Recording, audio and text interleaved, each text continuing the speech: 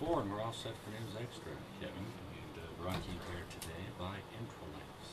A very special guest in studio today, Kev. And that's right, Steve. We do have a very special guest today. Senator Mike Johanns is here, and we're very pleased that on his first stop today on a tour that takes him all around the Panhandle. You're going to be a very busy guy today. He decided to come here and be our guest on the News Extra program, and we welcome you. You're going to, like I said, you're all over the place today. I am all over the place, and you're right. We're kicking off this morning with you, but I'll go from here, and we have an open coffee at the public library in town hall kind of format.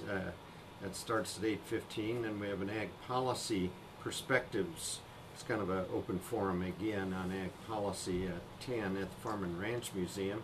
And then we go off to Harrison, and over the noon hour, or thereabouts, we'll do a open coffee in Harrison at the Harrison House Hotel, then to Chadron, and then we will do a visit to the county fair and Sheridan County Fair. So all that's in big one day. day. Big Yeah. day. Yeah, really.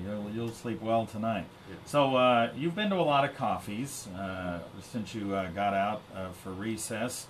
Tell me what you're hearing. I assume the debt ceiling debate is carrying most of the conversation, and budget cuts, and what you should do regarding the debt, and what are people telling you? Your lead-in is exactly right. What I'm hearing, 95% of every open coffee has been about debt and spending and borrowing, and just question after question after question. Every once in a while there'll be something on another topic, but not very much. The other interesting thing about that is that's been the case now really for the last couple of years. I've been in the Senate just about 3 years, and this is what we're hearing about wherever we go. So the $1 trillion deficits have scared people. The amount of debt we're racking up, projected to be $20 trillion, and in about 4 or 5 years, you can see why this is on people's minds.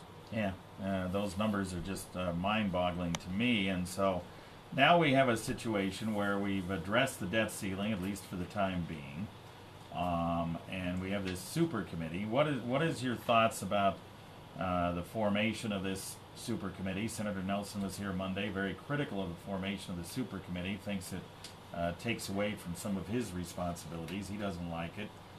What's your thoughts? Well, here's what I would offer on it. You know, if you think about the super committee and how the Senate or even the House functions, or even how the Nebraska unicameral functions, the reality is we do work through committees. He and I sit on the Ag Committee, I sit on Banking, he sits on Appropriations. And a seat on those committees, any one of them, would be highly sought after. Why? Because you have significant say over what ag policy is going to be about, what appropriations policy will be about, and that's the case here. You've got a committee, an unusual formation. It's House and Senate members. That's not something that you do every day. But I think there was a recognition that if you said, well, solve the national deficit, and the Finance Committee will do a little bit, and the Ag Committee will do a little bit, and the Appropriations Committee, you begin to see how that splinters. And if that was working well, guess what? We wouldn't have this much debt. And so I think there was a recognition that, look, we've got to do something unique, forceful, to try to come to grips with this. And you know, I have some hope that they can come up with some suggestions, with some ideas. They can put a plan on the table by November, and if they fail, the penalty for that is significant. Automatic cuts kick in. Half go to domestic programs, half go to defense, and so the reality is when all the dust settles, there'll be about $2.2 trillion worth of cuts, and even as huge as that sounds, reality is that's nowhere near enough. That's nowhere near enough for the amount of debt we have. So if we get this super committee to actually come to an agreement, and then you guys vote it up or down, and then say you voted up, and so we're on the way, say, will Congress then continue to look at this? I mean, do you think Congress is they'll put their feet to the fire and continue to look at cuts and continue to address what we need to do, because a lot of people, I mean, when you look at what the stock market did over the last week, they don't think that Congress has the ability to do what's necessary to address this situation. Congress must. Here's what I would say. You know, if you think about this, when I was a 20-year-old young man, we owed at that point in time $380 billion as a nation. It is projected that when I'm 65 years old, just 4 years from now, we will owe about $20 trillion. You see what's happened? You know, there's all this finger pointing. It's the president's fault. No, it's the Republicans' fault. Yada yada. All I can say about that is look at the debt that's been added over the last 40, 50 years, and it's very, very consistent year after year. Republican, Democrat, didn't seem to make a bit of difference. The debt kept climbing, and what was happening is people were saying, "I can give you everything. You know, that program that you want, this, that, the next thing, I can give that to you. And by the way, I'm all for cutting taxes." And here's where we find ourselves. That might have been good politics. It was terrible fiscal policy, and Congress now has to come to grips with this because there is no choice. Literally, we're flirting with disaster here if we don't come to grips with this. So there has to be a next stage, and probably a next stage and a next stage. It took us 40 to 50 years to get in these kinds of rather dire straits. We're not going to solve this problem overnight. Okay.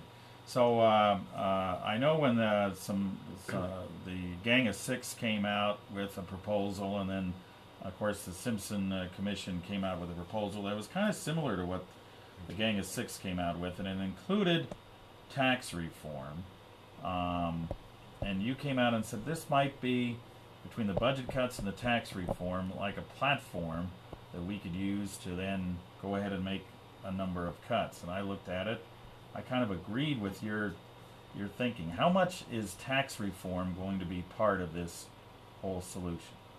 I think it has to be a part of the solution. I think we have an antiquated, outdated, uncompetitive tax system.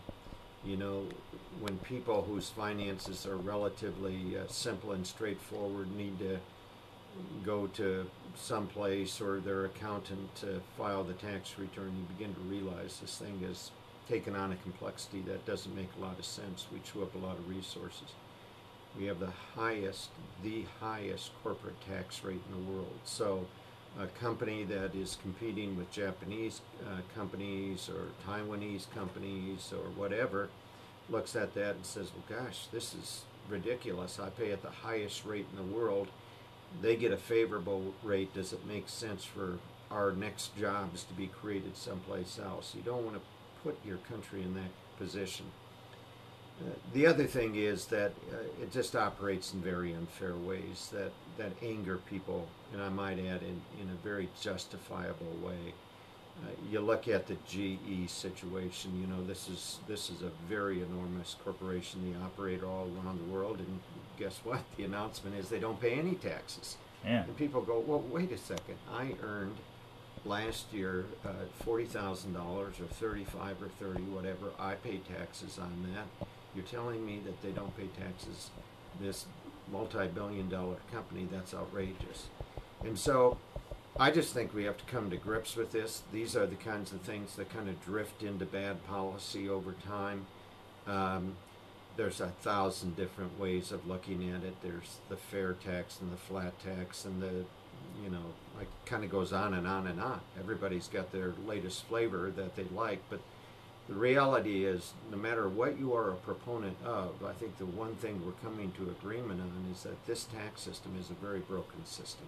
Yeah, it has to be changed. I know when I watched 60 Minutes the other night, they were talking about exactly what you said, the corporate tax situation, and the fact that all these jobs are overseas. I think hundreds of thousands of jobs are there, and they had the CEO from Cisco saying, we don't have any choice because it's 35% here, and it's 15%, 10% over in Ireland and other countries, and so that's where they go in order to reduce their taxes. So we need to definitely fix the corporate tax structure, and then we can work on the individual income tax structure, I think, and and maybe make it a little more fair, so maybe everybody pays their fair share. That's really what we have to be focused on, and it just needs to be a fair, more simple tax system. The other thing I would mention is this: if we are putting ourselves in a non-competitive sort of situation, in the Cisco CEO saying, well, we're creating jobs elsewhere,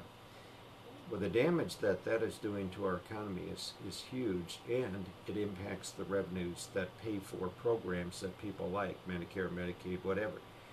Because if people are employed, if you get 95% of your people employed versus 90%, obviously the revenues are going to come in stronger with more people employed. So, like I said, these things drift over time. It's one bad decision that kind of made sense at the time, and all of a sudden you look back on it and say that's not right. And I just think we've got to take this tax code and shake it out and come up with a better system. Okay.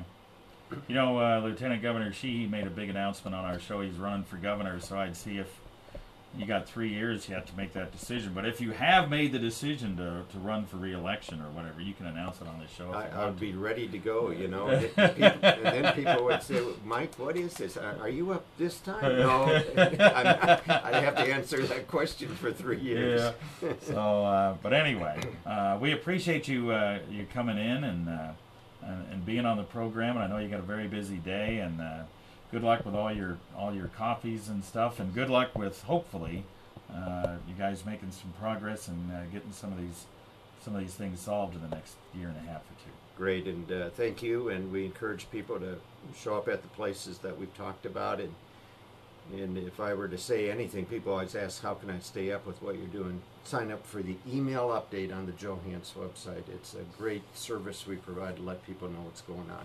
All right. Thank you very much, Senator. Appreciate it. All right. Back to you, Steve.